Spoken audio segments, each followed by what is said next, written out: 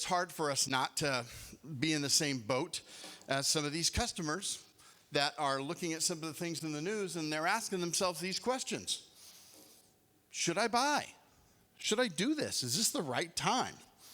And I want you to be basically completely impervious and bulletproof to that question. If you have a pulse and you live in California, this should be a no-brainer. My friends, if the should I buy question is one that's troubling you, it's probably because you don't have the facts. These are numbers you should know. Nationally, since 1991, properties in the United States have appreciated at 4.3% every year for the last 32 years that they started keeping track. By the way, property made money before that, but they started paying attention in 1991. They said, we should write this down. 4.3% every year. National average.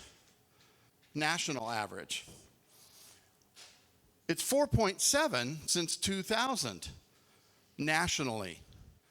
Then it starts getting crazy.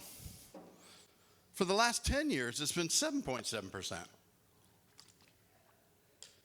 7.7% every year? Yes.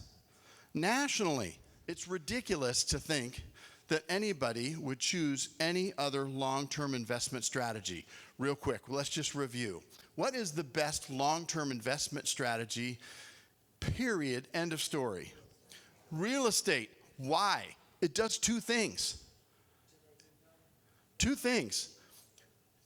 It's long-term financial planning, and you can live in it. You stay out of the rain. It's the important shelter part. You can't live in gold. You can't live in stocks. You can't live in an NFT. I don't even know what NFT is, but it sounds nasty. I'm not sure if I had NFTs. I was down home for a week. The problem is, and by the way, it's even better than the bank. I just want you to be supremely confident. I want you to actually almost take umbrance with anybody having a question about the marketplace. Like, what are you talking about? Let me tell you. I want you to be a disciple, if I can. The question is, should I put money in the bank or should I buy a home, right? So I'm going to buy a home for 600 grand. That's the choice, my comparison. If I had 20% of that number to put down, and who has 20%? If I had 20% to put down, right, I'd have $120,000 in the bank. If you put $120,000 in the bank at 4%, to your calculator, please, here we go. 120,000 times 4%, 0.04, what do you get? 4,800. Yes, 4,800 bucks. See, old school can do it in their head, brother. That's how you rule, Scotty. Come on. All right, so 4,800 bucks.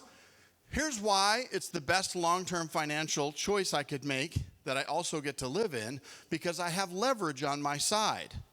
The 4% that I'm using against buying a home actually goes against the valuation of the property, not the actual investment itself. And so if I put 4% times 600,000, I get 24,000. In your calculator, 24,000 minus 4,800, what do you get? 19,200, all right. I should have brought candy for the math table in front. What? It's okay. All right, 19,200. $19,200 a year, every year, at the most conservative, and by the way, this isn't a California number. This is no one's number. This is less than the United States gets. Everybody with me? It shouldn't matter to you anymore, and anytime somebody says, hey, we're thinking about starting to look in June, you should say, so you're going to throw away $3,200 before you start looking?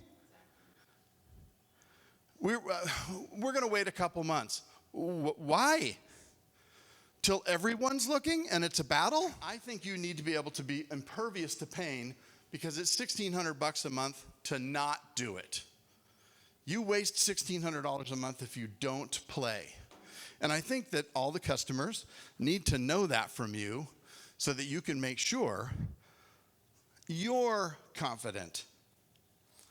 The answer to should I buy to you is like, yes, am I restoring your faith a little bit? I want you to have the confidence level. I want you to know the numbers are on your side, and you don't have to question it.